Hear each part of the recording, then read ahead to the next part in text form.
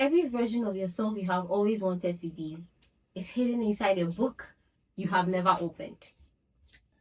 You are one book, just one book away from changing how you see money, how you see love, how you see business, how you see God, even how you see yourself. Just one book away. If you are serious about transforming your life, just start reading.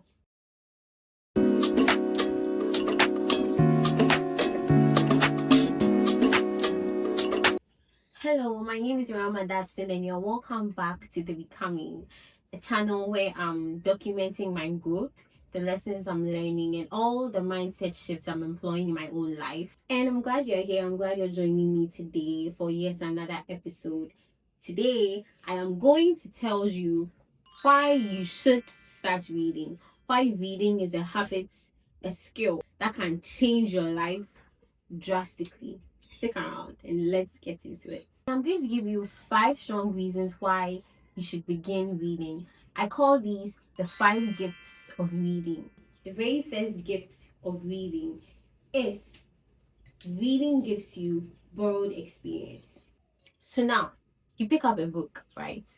This book, the author has written how he made money, how he became a millionaire, what he did that worked for him and what didn't work for him, and what he will never do again. He has written down his experience in one book. Experience that probably took him like 10 years to learn. He has written it in one book, and you can read that book in about a month or less than a month. And make sure you do not make those same mistakes. And you don't want to read a book. Are you serious right now? Most people spend years of their life making mistakes, experiencing stuff, going through the messy stages of building something important, something big for themselves.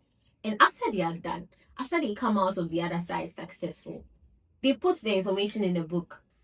All you have to do is get a copy of this book, read it, and make sure you do not repeat those same mistakes. You are saved 5 or 10 years. 5 or 10 years they were not saved. 5 or 10 years they had to experience and learn from and face the consequences. And you get to be saved all of those. And you don't want to read it. That makes no sense, honestly. When you learn how to do something from somebody's experience, you are saving yourself a lot of time. You're saving yourself a lot of heartache. You're saving yourself a lot of pain and disappointment, all by reading. All you have to do is pay for this experience. It's your time and attention. You read it, you learn what they did that didn't work for them, and you just make sure you never do it. That is what reading does for you. Reading gives you experience, broad experience. So now you have experience in building a business, even though you've never built one before, all because you read somebody's book. Jim Rohn said, one of his quotes that I love, my all-time favorite quotes of all of his quotes is, one book can save you 5 years. One book can save you 5 years.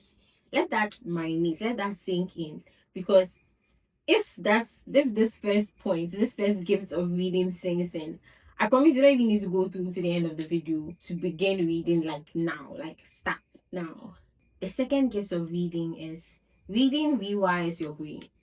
There are so many ideologies, so many beliefs you hold that you picked up from TV, watching TV as a kid. You picked up from listening to your parents. You picked up from listening to teachers at school as you were growing up. And all of these beliefs are running the show quietly in the background of your subconscious mind. These beliefs are running the show. You need to change them if they do not serve you. Some of these beliefs can be rewired through the books you read. So you have a belief that money is so hard to make. You have a belief that you have to work seriously hard, like very, very hard to make a decent living, to make a lot of money. And then you read a book that challenges that belief. A book that lets you know that making money is actually really easy and you can do certain easy things to make a lot of money. And that the amount of money you make is not proportional to the hard work you put in. You read a book that tells you this. Your mind has been rewired, and that's belief that you have to work very hard, you have to do a lot of hard things to make a lot of money, would have just been changed based on one book you read. Just one book. Let me give you my own personal example of this. I read The Richest Man in Babylon and I loved that book. I absolutely loved that book. It changed my mindset on money. It changed so many things on me. It had so many things clicking in my mind. It was crazy. But the very first one it changed was on saving. When I was growing up, I always thought you just don't have to spend all your money. You just save some because it's what you're supposed to do. And eventually, when you're suffering, that money will save you. And I just had this whole idea surrounding saving. And it wasn't really the best idea. So, like, I was never motivated to save. I was just doing it because, I mean, it's something that I've been told I should do growing up. So, I'm just doing it, right? But then there were times in my life where I would go and empty that savings account and just use it for something flimsy, something unnecessary. Because what am I even saving for? The money is for me. Why am I putting it down again? Then I read The Richest Man in Babylon and it changed my mind. It changed how I saw saving. It rewired my whole brain on saving and money. So it gave me the idea that saving is essentially paying yourself first. So you get your paycheck, right? And you buy food. You get your hair done, you get your nails done. You do something with the money. You pay for this, you pay for that, you buy this new gadget. Now the money is finished. Every single time you use money, you took it from your account and you gave it to a vendor, you gave it to a service provider, you gave it to somebody out there to give you something in return. None of that money stayed with you. But then when you get your money and you save some of it, that saving is you paying yourself. You're essentially telling yourself that take money. You deserve some money. Out of all the money I've gotten, you deserve this for yourself. You deserve to be paid too. If the watch seller gets paid, you also deserve to be paid. If the hairdresser gets paid, you also deserve to be paid. If the clothes seller gets paid, you also deserve to be paid. So I saw it this way and I was like, wow, this is beautiful. This is mind-blowing. I love myself. I am obsessed with myself. So of course I want to pay myself. Of course, if everybody's getting paid for my money and I'm not getting paid, I'm being so unfair to myself. So that ideology instantly made me fall in love with saving, right? So even if I'm gifted something so small, a small amount, I would make sure I pay myself first. Before I buy kinky, before I buy washi, before I do my hair, before I get full, before all of that, I pay myself first. Because I love myself. And if all these people are getting paid, I sure as hell deserve to be paid too. And best believe I'm going to pay myself too. See, that book rewired my whole mindset. And now it's a habit I have. I save freely. I save joyfully. I save with anticipation because I love to pay myself. So reading a good book will change your mind, rewire your mind for success. You can read a book about love and relationships, about money, about beauty, about God, about so many other things, and it will change the way you used to think. It will challenge an existing belief in there, and then it will cause you to change it for better. And all you had to do to get this effect was to read. Tell me you're not convinced already. The third gift reading gives you. Reading helps you build a focus muscle. It helps you grow a longer attention span. In this world where we have TikTok videos, Instagram reels, YouTube shorts, you see something you don't like, swipe, you see something you like, 15 seconds. You've enjoyed that whole goodness in just 15 seconds. Now the dopamine has hit your brain. Oh, this was a really nice video. Next video, swipe, another 20 seconds. Oh, that was really nice. Swipe. Now you're feeding your mind dopamine in few seconds, in fast-paced seconds, like pa pa pa pa pa, one after the other, pa pa pa pa pa, and the dopamine is hitting your brain. No wonder your attention span is fried. You are teaching your brain to get reward, to get dopamine in a matter of seconds. It hasn't learned to wait for anything anymore. It hasn't learned that patience is a virtue because you're watching the video. Now you're so used to watching things in seconds, 15 seconds, 10 seconds, and you're seeing a video for 20 minutes and you're like, no, I cannot do this. Your attention span is fried because you're teaching your brain to live off of cheap dopamine. Dopamine that you get in a matter of seconds. Your brain doesn't know how to wait for anything anymore. So reading a book, a 335-page book, a 272-page book, would teach your brain to wait. Would teach your brain that you don't always get the goodness in a matter of 15 seconds. That sometimes for you to get to the beginning, for you to start from the beginning and get to the end and get the whole goodness the book has to offer, you have to go through the whole reading process for 1 month. After the 1 month is up, you get to the end of the book and you're like, wow, this book changed my life. And it didn't happen in 15 seconds. It happened over a span of 31 days. And your brain learns that, okay, not every dopamine has to hit me in 15 seconds. Not every dopamine has to hit me in 10 seconds. I can wait, I can read a book, I can consume some media for 31 days and I will still get the fulfilling feeling, still get the satisfying feeling that I have added something to my life. You read a book, the book starts with introducing things. The book starts with telling you this is like this is like this, don't do this like this. And then the book goes on to tell you what you're going to get for your life when you do it like this. Like your interest is being piqued little by little, word after word, page after page, chapter after chapter. And then day after day, you learn to relax, you learn to wait and take it all in a slow-paced system. Not fast-paced, not 15 seconds and swipe. You teach your brain to focus. You train your attention span to get longer. Your brain will thank you for that. The fourth gift reading gives you is eloquence. The more you read, the more words you learn, the more grammar makes sense in your head. You're reading a book and you're finding out how the author weaves the words together. The author says this sentence in a particular way you've never heard before. Now your brain has picked up something. Whether you do it consciously or unconsciously, your brain is learning. Your grammar is getting better. You're building blocks in your head, blocks of words that will help you flow, be more eloquent, become a better writer, become a better speaker. All from reading. Tell me you don't want this. Sometimes you would say a word, right? And you're like, where did I even hear this word? How do I even know this word? And you use it in the right context too. If you Google it, you look it up and you're like, I didn't even know what this word meant, but I used it in the right context. You get that benefit from reading. You read a book, you saw how the author used it, and then how the author used it, it was pretty self-explanatory. So you read it and your subconscious mind was like, okay, so this is what this word means. Saved in my bank of words. Next time you're talking to somebody, it just comes out naturally. And you don't even know how you knew that word, but you knew that word. It's because you fed your subconscious mind with good grammar, with good words, with information that it can build its vocabulary off of. You're building your vocabulary by reading. A little disclaimer though, I will advise that when you see a word in a book that you've never seen before, you should take a few seconds of your time to look it up. Because when your brain reads the word, right, it's going to read it how it thinks is right. Now let me use my own personal example. The word aesthetic, right? I saw the word aesthetic and then I saw the very first time in a book.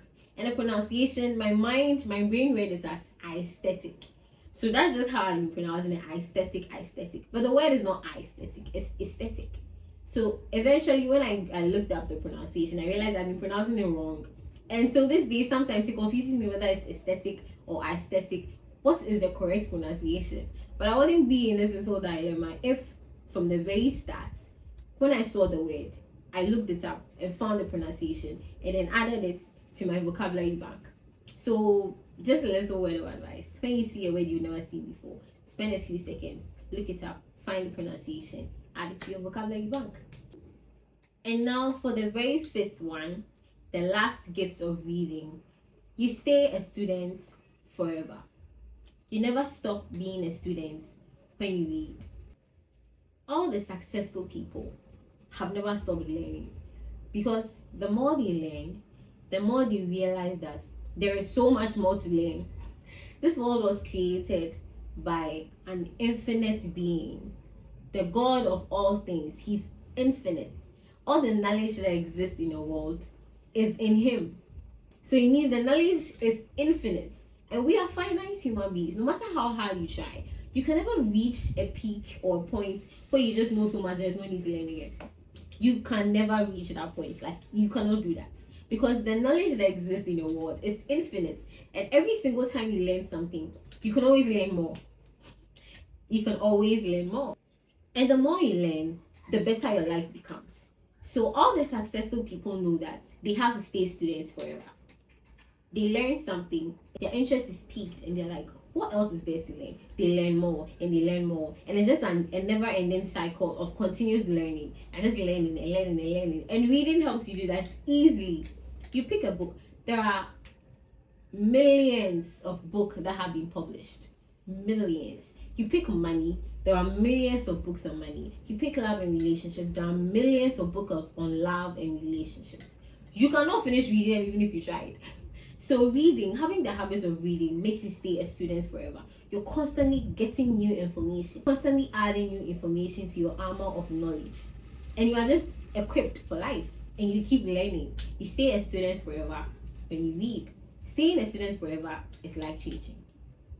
You don't need to go and sit in a classroom. You finish one degree, you go for another master's degree, you go for another master's and another master's and another master's and another master's to stay a student forever. You don't need to do all of that. That's just over the top. You don't need to do all of that. You can just pick a book, read. You're done with one book. Next month I pick another book, another book, another book. I'm a student forever. And I didn't even need to sit in a classroom forever to be a student forever. I'm a student of life forever. When I realized that reading was a habit that was going to change my life, I did struggle to build the habits. I struggled because I convinced myself that I hated to read. I convinced myself that I wanted nothing to do with books and that there were so many ways and I'd just rather watch a movie or listen to a YouTube video. I didn't want to read. And mind you, there were books that I wanted to find out what content was in there. Like The Power of Your Subconscious Mind by Joseph Murphy. I wanted to find out what that book said so bad. But because I had convinced myself I do not read, I couldn't even bring myself to read a book. So when you begin the habit of reading, take it slow. Take it maybe one page every day. Just one page every day. And start with the book you are genuinely curious about. You really want to know what that book is saying. Start with just that book. One page a day. Become the person who reads before you refine the habit of reading. One page a day. Maybe one paragraph per day. Just start small. Build the habit. Get the identity. And then you refine. You do it 10 pages per day. 2 books per month. You refine as you go. And then you stay a student forever. You will realize that your mindset is changing in so many ways you didn't even think possible. So many ways. That's my personal story. I read lots of books. I've read lots of books on love, relationships, money, myself. Relationships with myself. And it has changed my life so much. Now, when I'm talking about books, I hope by now it's clear that I'm not talking about fiction books. Personally, I have nothing against fiction books. I just would rather watch a movie than read a storybook, read a fiction book. That's just my opinion and things, right? In fact, I did start my reading habits with a fiction book, The Alchemist. It was very inspiring. I loved it to bits. I'll read it again. 100% would recommend. Reading fiction can be a very interesting hobby, and I hold nothing against it, alright? But then from where I'm standing, reading a fiction book is escaping your reality. But reading a non-fiction book is bringing wisdom into your existing reality. That is the difference. So if you are looking for transformation, if you want to change your life, a non-fiction book is the way to go. Change all the negative beliefs you have against non-fiction books. And I know lots of fiction readers think they can't be non-fiction readers. There is no rule, there is nothing saying you can't combine both.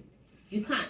In fact, there are lots of books that teach stuff, non-fiction books, personal development books, self-help books, finance books that use stories. Like The Richest Man in Babylon. It was a storyline that taught me a lot. So you can just be open-minded and look into non-fiction books as well if fiction is your thing. I mean, you already have the habits. You just need to extend yourself a little, push yourself a little to read non-fiction books, and they will change your life. So the book I recommend strongly for you to begin with, if you do not like reading at all, is Atomic Habits. Atomic Habits, because Atomic Habits will teach you how to build the habits, all while you are reading and building your habits. So basically, you get the arena to practice all the information you're getting from the Atomic Habits book as you read the Atomic Habits book. It's just perfect, don't you see? So yeah, you can start with Atomic Habits by James Clear and see what it does for you, see how it changes your life. So we have come to the end of our video today. I hope I convinced you to begin reading, or to at least try to begin reading. I hope I got through to you. And if you are new here and you've never seen me before, please subscribe, because I'm sharing my journey and all the things I've learned. And if you're into personal development and you are ambitious and you want to grow, then I think you should stick around. You'd like to stick around. And check out my previous video on why you should start your own personal development journey if you're not already on your personal development journey, or if you just want a reason to begin. Check it out. So it was really nice having you here. I'm glad you joined me today. Same time next week with another video, and I'll see you later. Bye.